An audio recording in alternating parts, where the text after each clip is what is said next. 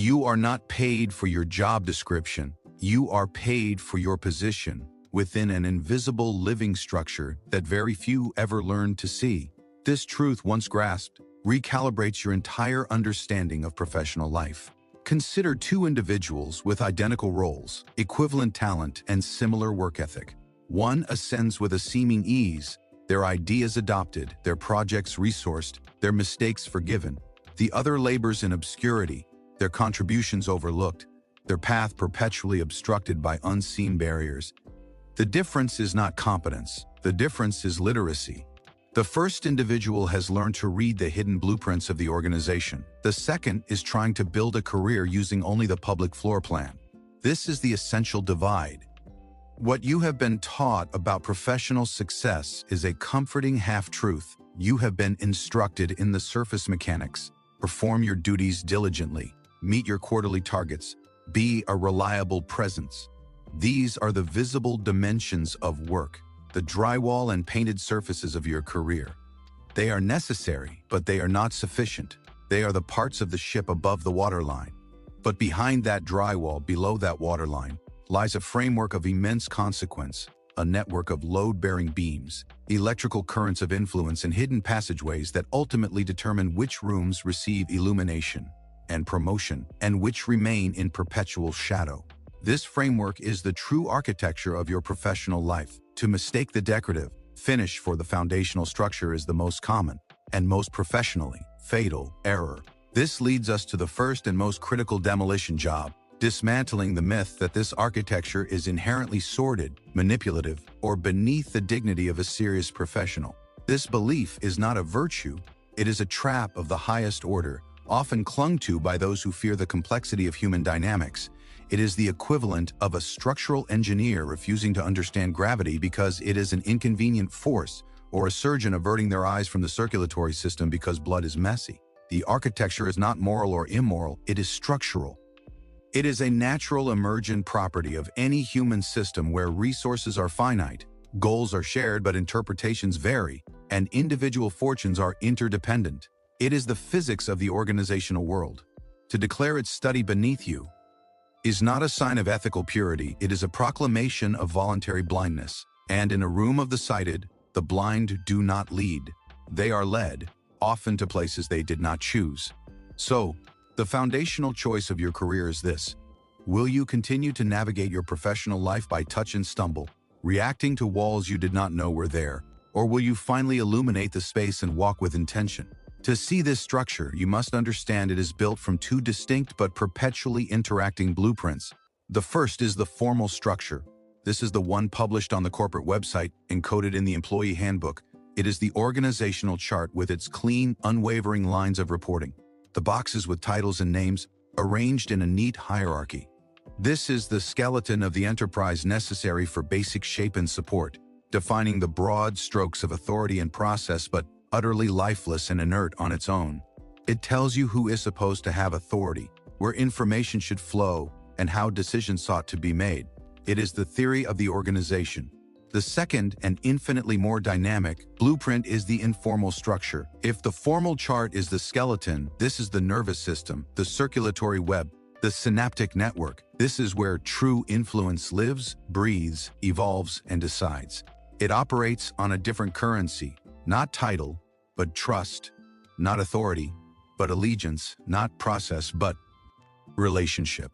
It is the veteran executive assistant who has shepherded 4 CEOs through their tenures and knows which precedents are sacred and which can be quietly bent.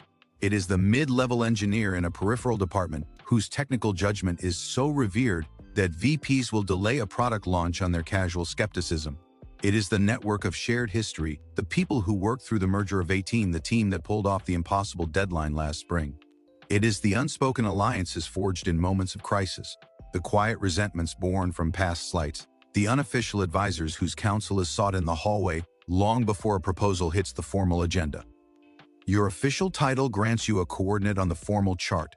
Your credibility, relationships, and perceived value within the informal structure determine whether that coordinate is a position of power or merely a label on a door that nobody feels compelled to knock on. Navigating this dual reality requires the cultivation of a new sense, a professional sixth sense political awareness. This term is often corrupted to mean cynicism or scheming. Purge that definition. True political awareness is clarity. It is the practiced, disciplined ability to read the emotional, social, and strategic currents flowing through any professional environment. It begins with a simple, daily intellectual audit you must perform in every meeting, every email chain, every announcement, beyond the stated age. NDA, what is actually being sought here? What are the unspoken stakes? When a new innovation initiative is launched with great fanfare, is its primary function truly to generate new ideas, or is it a platform for a rising star to build a visible coalition?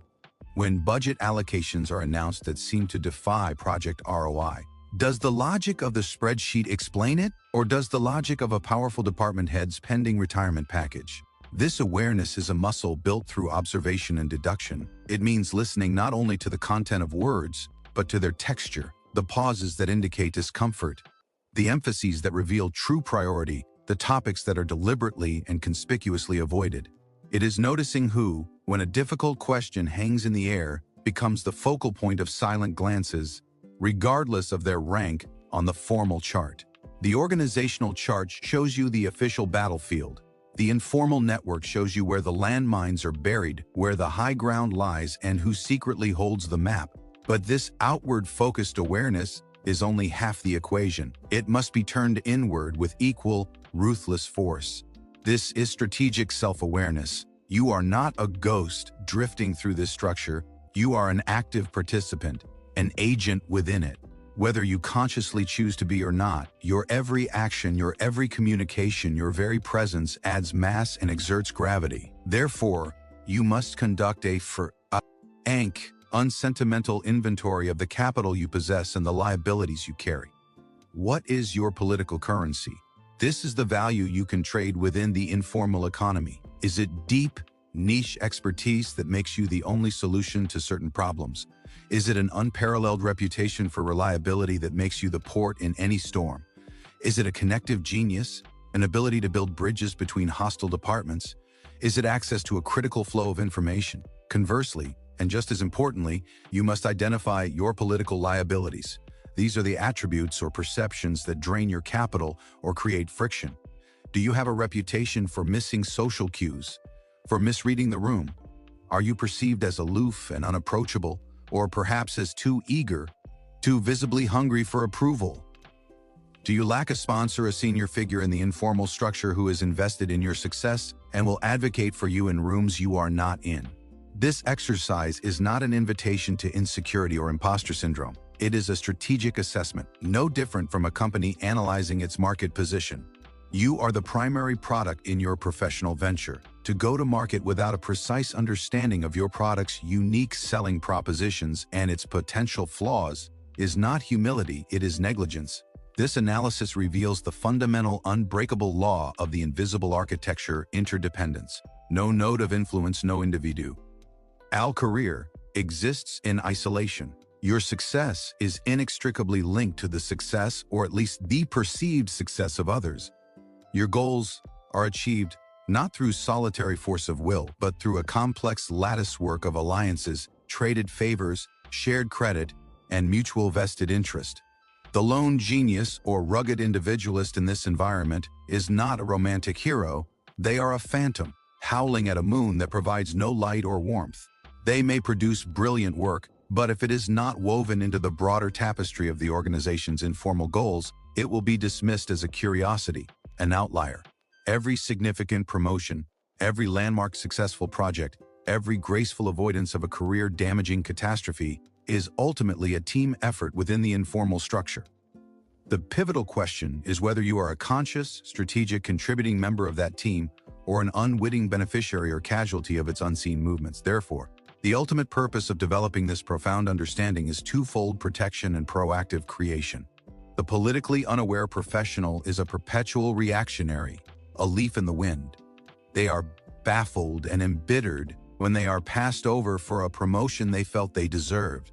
They are blindsided by conflicts that seem to erupt from nowhere.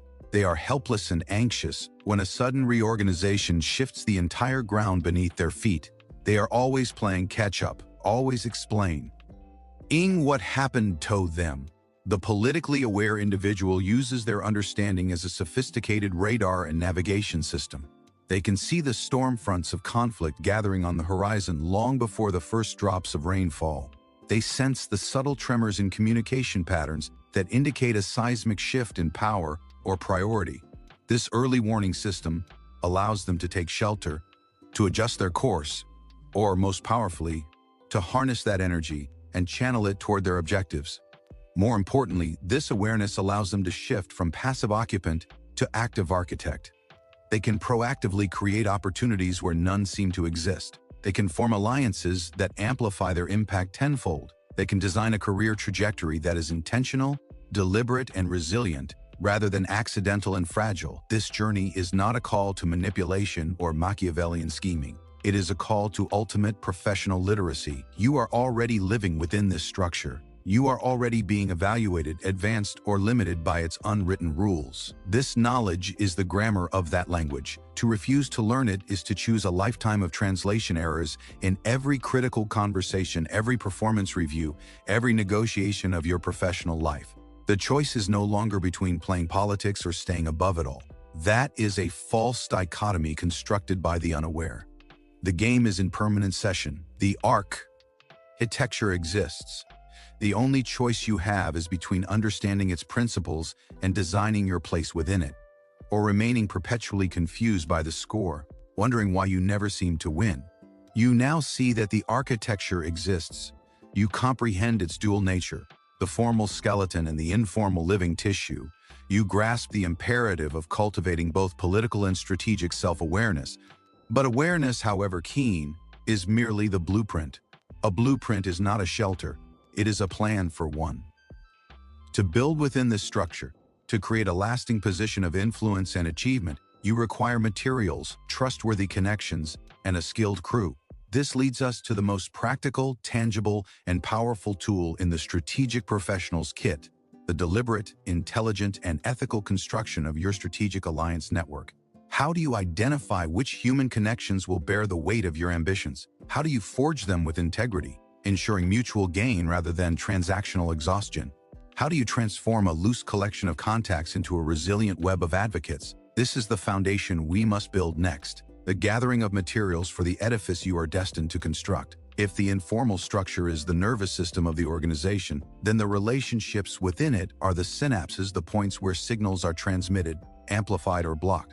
To believe that your technical skill alone will carry you forward is to believe a single neuron firing in isolation can produce a thought. It cannot.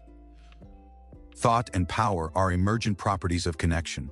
Therefore, your next critical skill is strategic relationship calculus. This is the art and science of identifying, investing in, and nurturing the human connections that yield exponential returns on your professional energy. This is not networking for business cards. This is civil engineering for human trust. This begins with a fundamental shift in perspective, one that may feel transactional at first, but is, in fact, deeply respectful. You must stop viewing colleagues merely as titles or functions, and start learning to categorize them as strategic assets. This is not cold or reductionist, it is clear-eyed and pragmatic. A strategic asset is any individual whose goals, influence, knowledge, or network, when aligned with yours, creates a combined force greater than the sum of its parts. The most obvious assets are the formal decision makers, the directors, VPs, and C-suite occupants whose signatures are required. But the truly sophisticated operator looks far beyond the org chart to the influence catalysts. These are the individuals who may not have the final sign-off, but who unequivocally shape the decision-making environment. Who does the boss always run an idea by first seeking a nod of approval? Who is the go-to person for historical context when a crisis hits? The institutional memory that everyone true STS.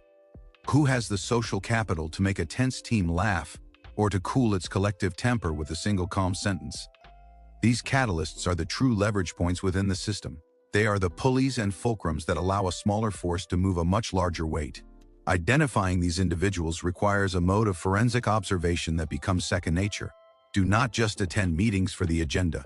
Attend them as an anthropologist. Watch the room 2 minutes before the meeting officially starts. Who do people naturally cluster around? Listen not just for what is said, but for the phrases of deference. I'll need to check with name on that, or as name always says, we should consider. Note whose silence during a heated debate carries more weight than another's passionate, lengthy argument. These are the fingerprints of informal influence. Your goal is to create a mental map of this influence, to understand its sources. Is it derived from longevity and institutional knowledge? Is it born from unparalleled competence in a critical niche area? Is it the sheer force of likability and emotional intelligence that draws people in? Once you understand the source of a person's influence, you unlock the understanding of how to authentically engage with it. You understand what they value and therefore what you might have to offer. The next phase is investment with intent. A strategic relationship is not a friendship, though it may be friendly and cordial. It is, at its core, a mutual pact of professional value. The currency of this pact is not flattery or empty praise, but relevance. To become relevant to a strategic asset, you must learn to answer their unspoken fundamental question: what does connecting with you do for me or my goals? This requires you to step outside of your own concerns and deeply understand their world. What pressures are they under this quarter? What objective have they personally championed that is hanging in the balance? What specific granular problem is causing them daily friction or nightly worry? Your initial investments are small, low-risk, high-perception offerings of value. This could be sharing a highly relevant article or piece of research that touches directly on a challenge they've mentioned. It could be offering a single piece of data from your domain that clarifies an issue they're grappling with. It could be publicly supporting one of their good ideas in a forum where they need reinforcement, providing a second voice that helps the idea gain traction. In these early stages, you are not asking for anything in return. You are demonstrating through action that you are a source of signal, not noise, in their professional ecosystem. You are a node that adds clarity, not confusion. From this foundation of demonstrated relevance, you can cultivate mutual vested interest. This is the crucial transition from a loose, positive connection to a genuine strategic alliance. It occurs when you find, or better yet, proactively create a project, goal, or problem where your success and their success become objectively aligned. Perhaps you both need a cross-departmental initiative to succeed for your respective metrics to be met. Maybe you share a common obstacle in a cumbersome bureaucratic process, and collaborating to dismantle it serves you both. This collaborative action creates something more powerful than goodwill. It creates a shared story and a tangible co-owned outcome. You are no longer just a potentially useful contact. You are now a verified ally, someone who has been in the trenches on a shared mission, who has shared the risk and contributed to the reward. This bond, forged in the reality of collaborative work, is far more resilient and trusting than one built on mere congeniality or occasional pleasantries. It is the bedrock of trust within the architecture. This entire process must be governed by a long-term horizon. The single most damaging move in strategic relationship calculus is the premature ask, the request for a significant favor, a glowing endorsement, or a major investment of political capital before you have deposited sufficient value into the relational account. It marks you instantly as a short-term tactician, a miner who extracts valuable ore and leaves a scarred landscape behind. The strategic architect thinks and acts like a farmer. They cultivate the soil, plant seeds with care, water consistently and patiently. Nurture growth, understanding that the most bountiful harvests come to those who wait for the right season. They comprehend that the most powerful alliances are those that can be relied upon, not just for the current project, but over years and even decades. Surviving reorganizations, shifting priorities, and changes in the formal hierarchy. This often means making investments in relationships where the immediate calculable return is not visible, but the long-term strategic positioning, being seen as a loyal, value-adding member of someone's trusted circle, is impeccable. Finally, and critically, your network must be a diversified portfolio. Just as a prudent financial investor does not put all their capital into a single stock, you cannot allow your professional fate to become entirely dependent on a single patron or a narrow, insular clique. This creates profound vulnerability. You must intentionally build alliances across multiple vectors, across different functions, finance, marketing, engineering, operations, across various levels of seniority, from influential peers to respected executives, and even, with careful management, across potential informal factions. Have trusted connectors in the revenue-generating units and in the cost centers. Cultivate relationships with both the brilliant rising stars and the wise, established veterans who have seen it all. This diversified web serves multiple strategic purposes.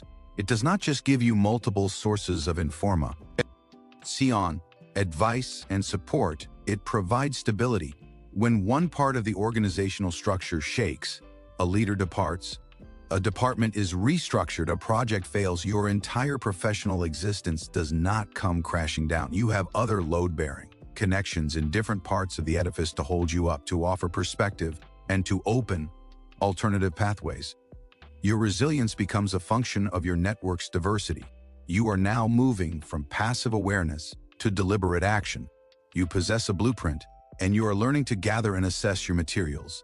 You are developing the skill to identify the key supports within the structure and to join your own growing framework to theirs in a way that strengthens both constructs. But a structure, no matter how well designed and well connected, must communicate. It must send and receive complex signals, bear the loads of nuanced information, and withstand the immense pressure of potential misunderstanding.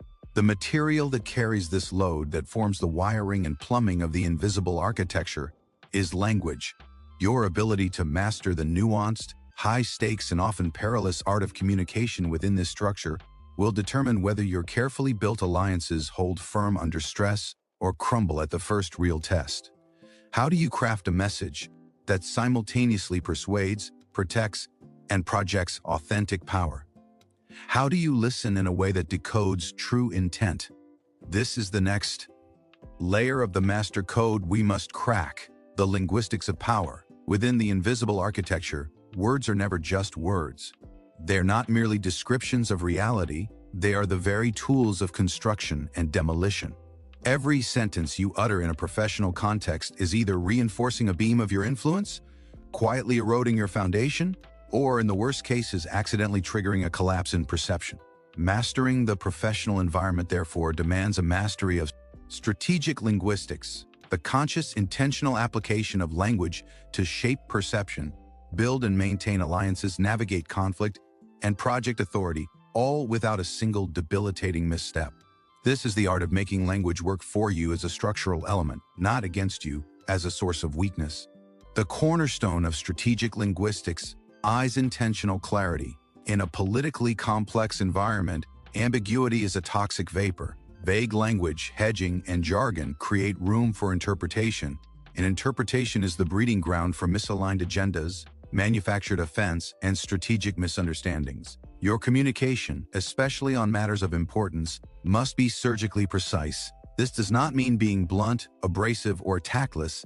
It means being so clear and structurally sound that your message cannot be easily weaponized, misinterpreted, or ignored.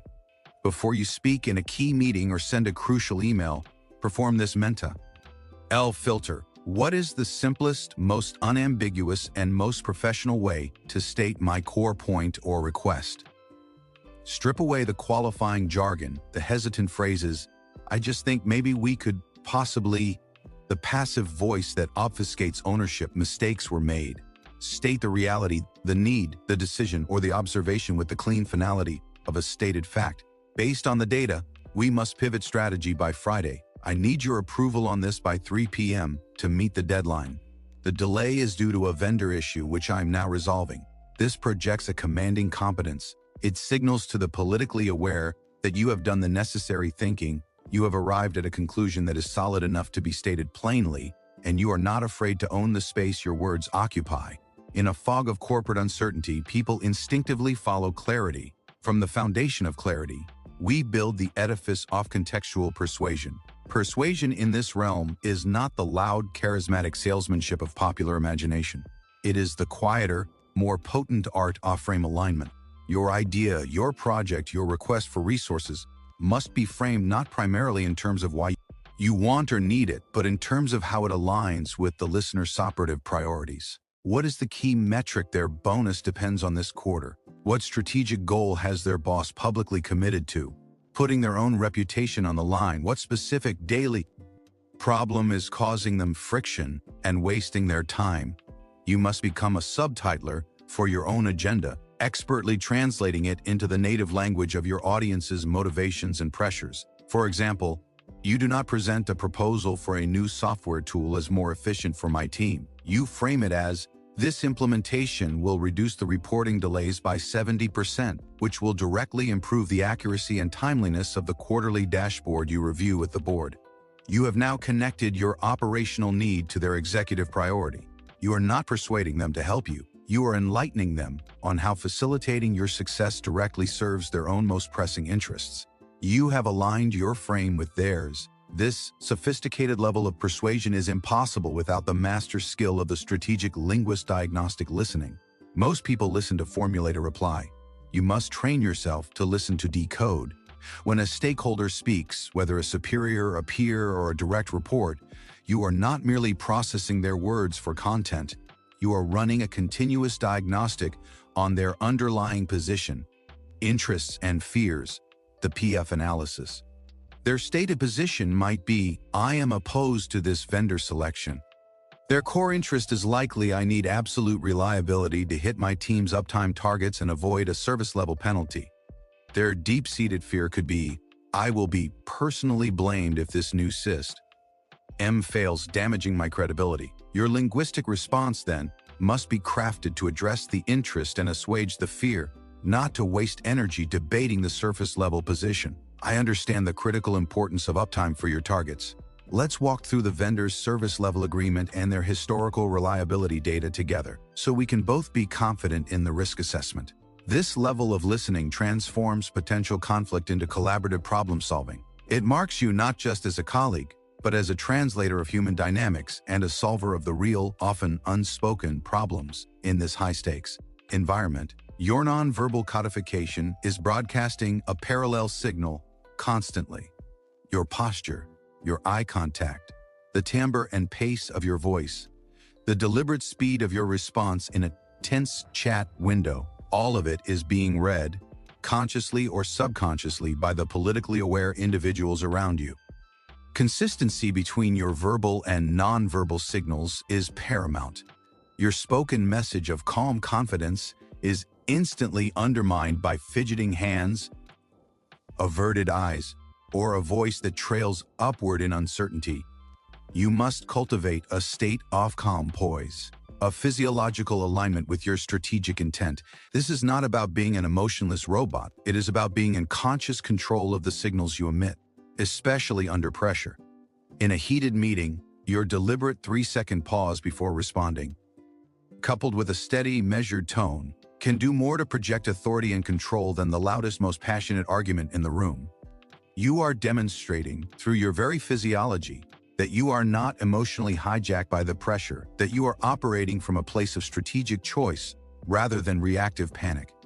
This cultivated poise becomes a gravitational force in chaotic situations, subtly pulling others towards your calm center. All of these skills culminate in the highest art form, the ability to narrate the story. The informal structure, the realm of influence and perception, runs on narratives, the evolving story of who is winning and who is losing, who is a reliable solver and who is a persistent problem, who caused a crisis and who emerged as the hero. You must become the chief author and curator of your own professional narrative. This is not about boastful self-promotion. It is the strategic, consistent seeding of a coherent and compelling story about your unique value and impact. It is the critical difference between letting your work speak for itself, a naive hope. Work is mute, and proactively, skillfully connecting your actions and achievements to larger resonant themes within the organization. When you complete a complex project, the narrative is not task X is finished. The narrative you propagate is, by navigating the procurement constraints and aligning 3 disparate design teams, we've just secured the technological platform. The T will serve as the backbone for next year's entire growth initiative. You are framing your effort within the epic of the company's future. You are positioning yourself not as a mere task completer, but as a narrative-worthy protagonist in the organization's ongoing journey, someone who overcomes obstacles to deliver foundational value. Mastering this linguistics allows you to operate within the architecture not as a source of friction, but as a lubricant for progress. You become a clarifier of intent in murky situations, a translator between warring factions, a builder of understanding where there was confusion, and a forger of agreement where there was stalemate. You use language to reinforce your alliances and to elegantly defend your position. But what happens when, despite your most skilled communicative efforts, the architecture experiences a seismic shock? When conflicts erupt from deep fault lines, when difficult personalities create persistent turbulence, and when the careful networks you built strain under the pressure of incompatible goals, your linguistic skill must then evolve into a form of professional judo, a discipline where you use the energy and momentum of the conflict itself to restore balance, protect your position, and even strengthen your relationships rather than causing further structural damage. How do you transform confrontation from a threat into a tool for strategic advancement? This requires moving from communication to a much more advanced and nuanced discipline, the art of diplomatic conflict, conflict with I. The invisible architecture is not a sign of systemic failure or personal inadequacy. It is a thermodynamic certainty. Where there are finite resources, competing interpretations of success, and complex human beings with individual ambitions, friction will generate heat. The politically naive view this heat only as a danger, a destructive fire to be extinguished at all costs, or worse, a shameful event to be avoided entirely through appeasement or retreat. The strategic architect, however, understands a more profound truth, that controlled, well-managed friction can be a forge.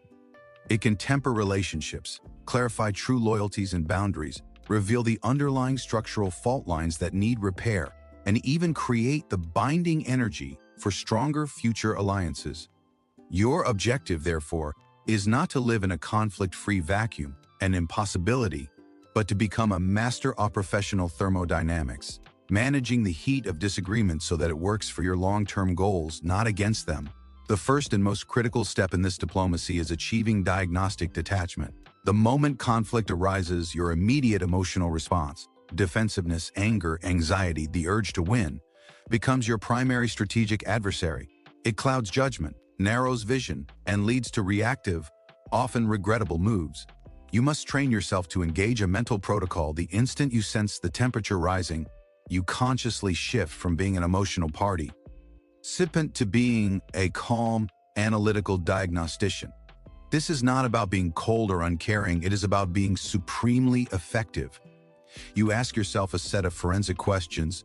What is the core resource actually in dispute? Is it budget allocation, public credit, decision-making authority, or visibility? What is the underlying fear or insecurity driving the other party's rigid position? Is it fear of appearing weak, fear of additional uncontrollable workload, fear of losing status in their own network? And most crucially, what is the structural or procedural flaw in the system that allowed this conflict to ignite and gain fuel? Perhaps approval workflows are ambiguously defined, creating territorial disputes. Maybe two roles have overlapping mandates with no clear arbitration process. Diagnosing the system failure is often far more important and more strategically valuable than defeating the person across the table. Armed with this diagnostic clarity, you deploy tactical empathy. This is the deliberate strategic application of understanding to de-escalate emotion and redirect energy toward problem solving. It begins with what is perhaps the single most powerful phrase in the diplomat's arsenal: help me understand. This phrase is not a sign of weakness or concession. It is a brilliant tactical maneuver. It immediately lowers defenses by casting you in the role of a learner, not an adversary. It invites the other party to articulate their position, which often forces them to hear its own logical gaps or emotional underpinnings. Most importantly, it gives you the raw data you need. As they speak, you listen with intense focus for the specific pain point, the tangible inconvenience, perceived insult, or concrete obstacle they are experiencing. You then reflect this back to them, not as agreement with their entire stance, but as validation of their lived reality. So, if I'm hearing you correctly, the late Friday afternoon notifications from my team are putting your own Monday morning deadlines at serious risk, and that's creating a major planning problem for you. That's a real and legitimate issue for your workflow. With that single reflective statement, you have accomplished a critical reframe. You have separated the person from the problem. You have acknowledged their reality as valid from their perspective. You are no longer two foes in a battle. You have become two professionals examining a shared, mutually annoying problem. This reframe is the essential pivot from conflict to collaboration. This collaborative pivot allows you to advance to the stage of solution bridging. Your objective now is to construct a bridge, a practical, actionable proposal that connects from their acknowledged pain point to a resolution that also protects and advances your own core interests. You craft options that contain a visible, manageable concession from your side and deliver a critical, perceived gain for theirs, while safeguarding your essential ground. Using the previous example, you might propose, to fix the notification issue immediately, I can implement a shared live status log that your team has view-only access to, updated by 4 p.m. daily. That gives you the real-time visibility you need for planning. For us to collectively hit the overall project deadline, I'll need your team's consolidated feedback on the specs by Tuesday at 3 p.m. Here, you have traded a controllable process change, creating a status log, for a crucial outcome, timely feedback. You are not surrendering. You are engaging in strategic bartering. You are demonstrating a willingness to adapt to solve their problem, while clearly stating what you require in return for the overall success you both share. This approach systematically transforms a potential win-lose confrontation into a negotiated win-win outcome. Inevitably, you will encounter persistent antagonists, those personalities for whom conflict is not a situational event, but a core strategy or a default mode of operation. These are the overt aggressors who dominate through intimidation, the passive-aggressive saboteurs who undermine with subtle comments and deliberate inaction, the perpetual victims who deflect all accountability. Your strategy with these individuals is not to reform them, a futile endeavor, but containment and neutralization. Do not engage with them on their chosen emotional battlefield. Instead, you employ professional bureaucracy. You document interactions and agreements. You shift crucial communications to email to create an objective record. You relentlessly bring discussions back to data, shared goals, and written process. You use the formal structure as a shield. Let's refer to the Project Charter Section 4.2, which outlines the decision rights on this specific issue. You refuse to be drawn into the drama, the gossip, or the personal accusations. By remaining unflappably professional, process-oriented, and data-driven, you drain their favored weapons of emotional chaos and personal attack of all power. You contain the emotional spill to a manageable puddle and neutralize their ability to escalate the conflict on a personal level. Throughout any friction, your most valuable protective asset is your reputational shield, the capital you have consistently built by being competent, reliable, and ethically sound in all your prior interactions. When conflict occurs, people's perceptions of your actions are filtered through the lens of your existing reputation. If you are known as a drama creator or a constant complainer, even a justified and professionally delivered pushback will be seen as more of the same. If, however, you are widely known as a calm, solutions-oriented problem solver and a person of integrity, even a firm, uncompromising stance in a conflict will be given the benefit of the doubt and respected as likely necessary. This shield is built in the calm periods through consistent delivery, alliance building, and ethical conduct. It is your primary defense for the stormy ones, allowing you to engage in difficult diplomacy from a position of assumed good faith. Mastering this diplomacy does more than merely resolve immediate disputes. It actively strengthens your structural position. Successfully navigating a high-stakes, visible conflict is a public demonstration of high-value professional skills. It shows key observers that you can handle intense pressure, think strategically under fire, protect the organization's interests, and settle internal disputes without causing collateral damage. It can earn you the respect of onlookers and, paradoxically, sometimes the wary gratitude of the V.Ry antagonist you successfully contained. You are no longer perceived as just another participant in the architecture. You become recognized as a skilled craftsman who can diagnose stress fractures, repair damaged connections, and reinforce weak joints. You become a source of stability, and stability is a form of power. But your personal toolkit for this repair and reinforcement work is not infinite. Its strength and versatility are defined by the raw material you, yourself, bring to the construction site every day. Your unique combination of strengths, your accumulated credibility, and the clear, consistent professional identity you project.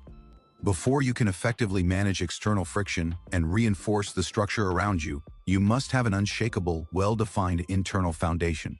You must transition from being an anonymous occupant of the architecture to becoming a recognized, valued, and distinct brand within the system.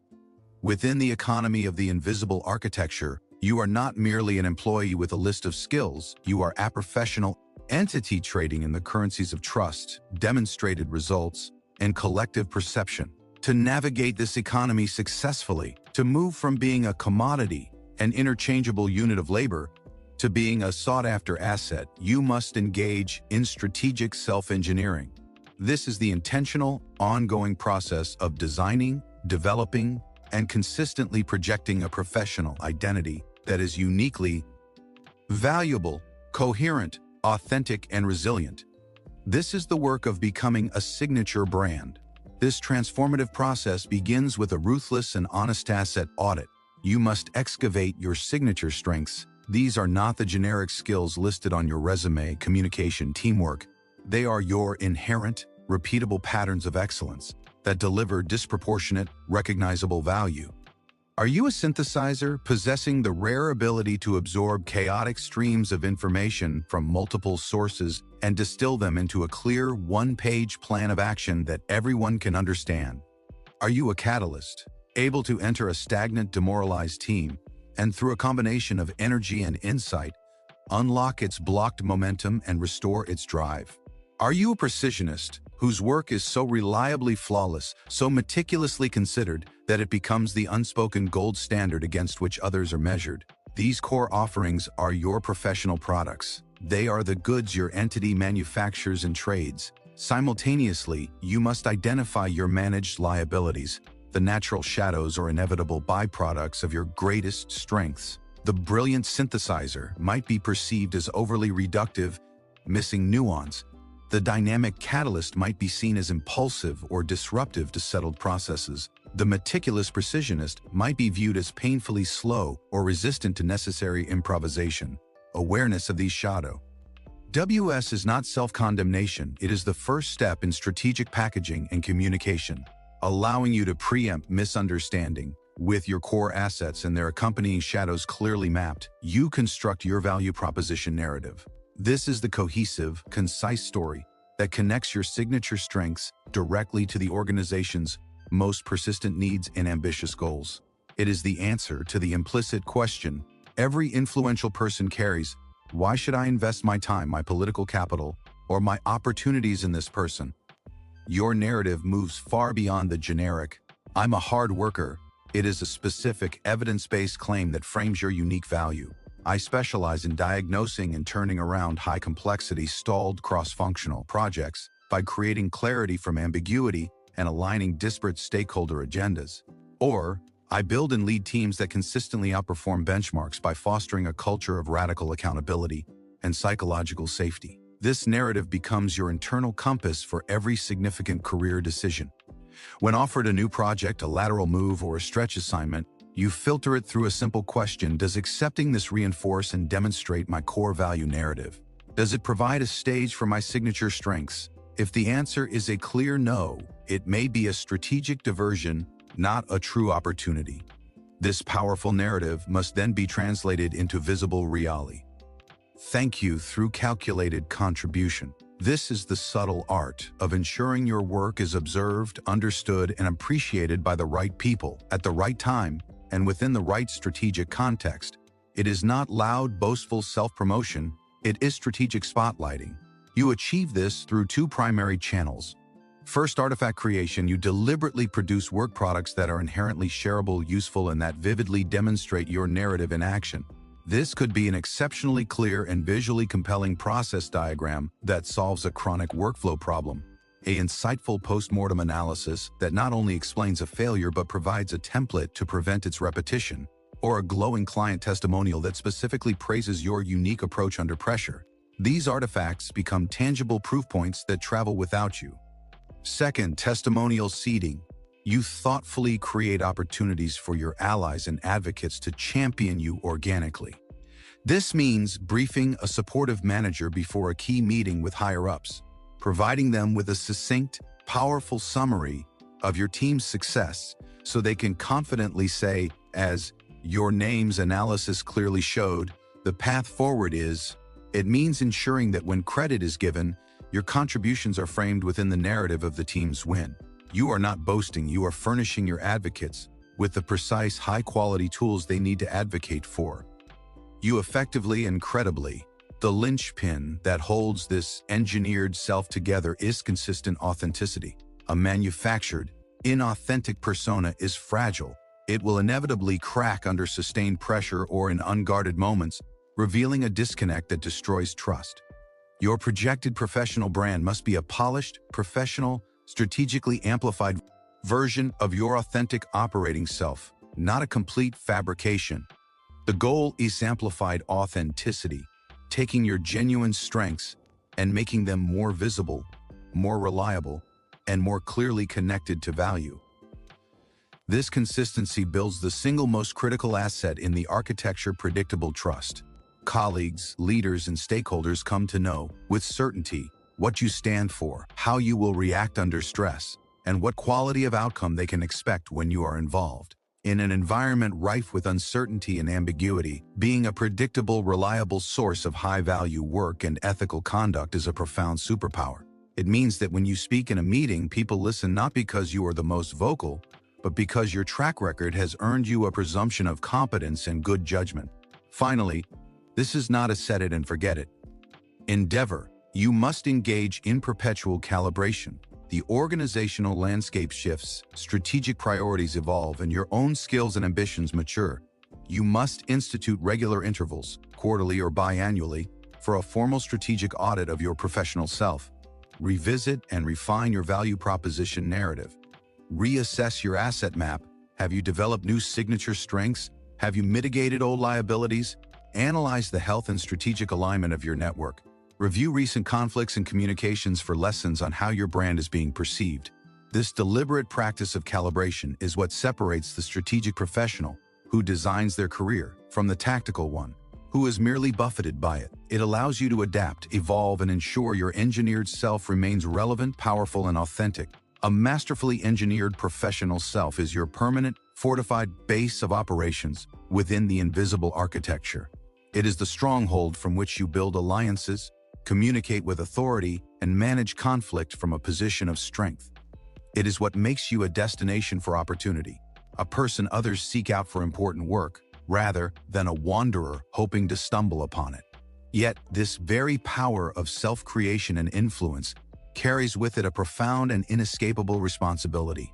The tools we have detailed, influence, narrative control, strategic positioning, alliance building, are morally neutral. They can be used to construct legacies of value and trust, or they can be wielded to manipulate, extract, and dominate.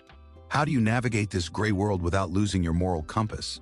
How do you win within the game without becoming a creature of the game, sacrificing the very integrity that makes victory meaningful? This brings us to the non-negotiable foundation, the bedrock upon which all sustainable, respected success must be built: the ethical operating system. Operating within the invisible architecture without a robust, consciously held ethical framework is akin to navigating a complex high-voltage electrical grid with bare, wet hands. You might manage to direct a current for a moment, achieving a short-term spark, but the eventual, inevitable short circuit will be catastrophic, self-inflicted, and permanently damaging. Therefore, the highest and most sophisticated form of political savvy is not cunning, it is principled pragmatism. This is the disciplined practice of advancing your legitimate interests and those of your organization through strategies that are not merely effective in the moment, but are sustainable, transparent, and integrity-based. In the long calculus of a career, your reputation for ethical conduct becomes your ultimate strategic asset, the one that makes all other forms of influence and capital not only possible, but durable and respected. The first pillar of this framework is intentional transparency. In an environment not to rally rife with hidden agendas, unspoken motives, and strategic ambiguity, choosing to be selectively and strategically transparent is itself a powerful and disarming maneuver. This does not mean naively disclosing every thought, vulnerability, or piece of confidential information. It means deliberately making your benign intent and constructive goals clear in your key professional interactions. When you advocate for a project or a direction, you openly and logically link it to overarching organizational goals or widely shared team objectives. When you form an alliance, you acknowledge the mutual benefit you both seek to create. This practice drains the poison of suspicion from relationships. People may disagree with your conclusion, but they will not waste precious energy and political capital trying to decipher a hidden nefarious plot.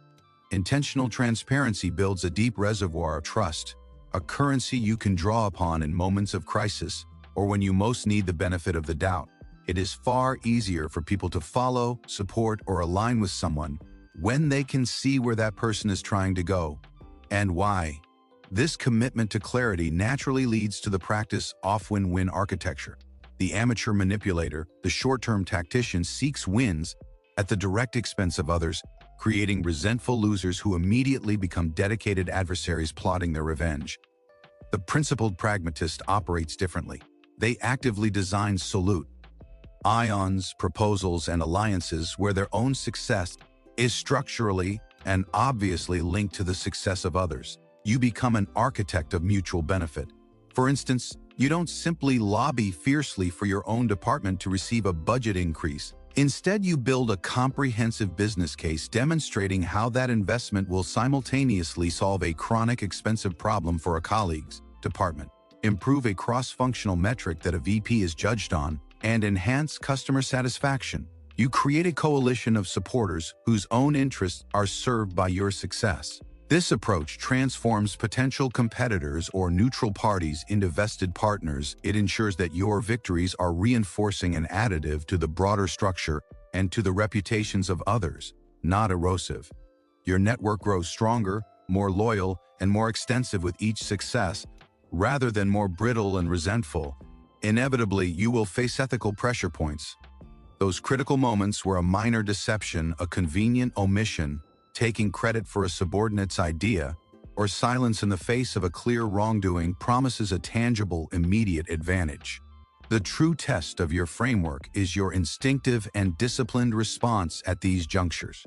The guiding principle here must be the long arc calculation. You must perform a ruthless, clear-eyed cost-benefit analysis where the primary costs are not to your immediate project, but to your reputational capital and your integrated self-concept. What is the real value of a promotion gained by quietly undermining a rival, weighed against the permanent knowledge that you are the kind of person who does that? What is the value of a shortcut that skirts a rule, measured against the perpetual low-grade fear of exposure and the erosion of your own self-trust? The principled pragmatist understands that a career is a marathon navigated by a fixed compass, not a series of frantic sprints guided only by the most visible fleeting light. They often decline the tainted win, not out of abstract saintliness, but from a calculated strategic understanding that the compound interest paid on a reputation for integrity is the highest yielding, most secure investment available in the professional world. Furthermore, your ethical stance cannot be passive or private. It must be proactively defended and communicated. Integrity is not just something you have, it is something you do, often visibly. This requires you to establish for yourself clear, bright-line boundaries, non-negotiable rules of conduct. I will not falsify data or metrics, even under intense pressure. I will not be the anonymous source of a malicious or career-harming rumor. I will give direct, public credit to others for their ideas and work, always. By knowing your own boundaries, you can navigate gray areas without becoming morally lost. Moreover, you must sometimes voice values in low-stakes moments to establish your ethical presence in the collective consciousness. Questioning the fairness of a new policy in a respectful way during a team meeting, or publicly praising a colleague for their exceptional honesty in a difficult situation, plants a flag. It signals to others the standard by which you operate, and by gentle extension, the standard you expect from your professional environment. It makes you a subtle but perceptible gravitational force, pulling the culture toward better, more principled conduct. Ultimately, the culmination of this disciplined approach is the achievement of influence through integrity. This is the most potent, resilient, and enviable form of power within any human system. When you become known as an individual who is both highly effective and morally reliable, who delivers results and can be trusted absolutely, you attract the highest quality allies. You are entrusted with the most sensitive and mission-critical assignments, and you are granted influence not out of fear, transactional calculation, or formal authority, but out of genuine, earned respect. Your word becomes a binding currency because it has never been devalued. Your endorsement carries significant weight because it is never given lightly or disingenuously. This form of influence is uniquely portable and durable. It cannot be stripped away by a reorganization, the downfall of a patron, or a change in the market. It is rooted in your demonstrated character, and it travels with you, opening doors and creating trust in any new environment you enter. It is the foundation for not just a successful transaction or a good year, but for a universally respected career and a meaningful legacy. Mastering the invisible architecture with a steadfast ethical compass does more than just protect you from catastrophe. It empowers you to genuinely improve the structure itself. You become a node of stability, trust, and constructive power. You reinforce the beams of fairness and the wiring of transparency. But to what ultimate end? All these interconnected skills and disciplines, architectural awareness, strategic alliance calculus, the linguistics of power, the diplomacy of friction, the engineering of a professional self, and ethical navigation, are not merely tools for survival or incremental advancement. They are the comprehensive toolkit for intentional, long-term world building within your professional sphere. How do you integrate these disparate disciplines into a single, cohesive life strategy that doesn't just win isolated battles, but designs the entire campaign for a victory that spans decades? This is the final synthesizing mastery, the shift from reactive tactics to proactive grand strategy. This is the move from being a skilled player of the game to becoming its Grandmaster. You now possess the complete component set, the blueprint of the invisible architecture, the high-quality materials of strategic alliance, the precision tools of communication and conflict diplomacy, the engineered and authentic professional self, and the unwavering ethical foundation. The final and highest level of mastery is not in using these tools reactively as needed, but in weaving them together into a long-term strategic tapestry. This is the evolution from playing expert moves on the career board to actively designing the board itself, years in advance, and influencing the very rules of the game. The Grandmaster thinks not in fiscal quarters or annual reviews, but in epochs and legacies. Their entire strategy is governed by the principle of temporal leverage, making deliberate choices and investments today whose greatest value compounds and manifests in a deliberately chosen, distant future. This lifelong strategy begins with declarative goal setting of a specific, powerful kind. You must move beyond mundane goals like get promoted to director or increase my salary by X%. These are outcomes, often dependent on the whims of others. Instead, you must define your strategic horizon goals. These goals are about essential positioning and enduring impact. They describe the professional entity you are committed to becoming, agnostic to your current employer or title. For example, to become the undisputed intellectual authority and go-to expert on sustainable supply chain innovation within the global manufacturing sector, or to build and curate a powerful, trusted network of C-level allies across 3 major industries capable of mobilizing around shared challenges.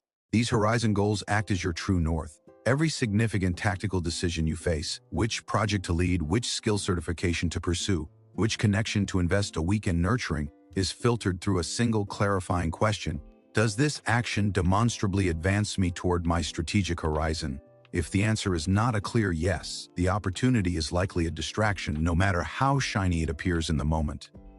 To navigate effectively toward this distant horizon, you must transform yourself into a perpetual intelligence system.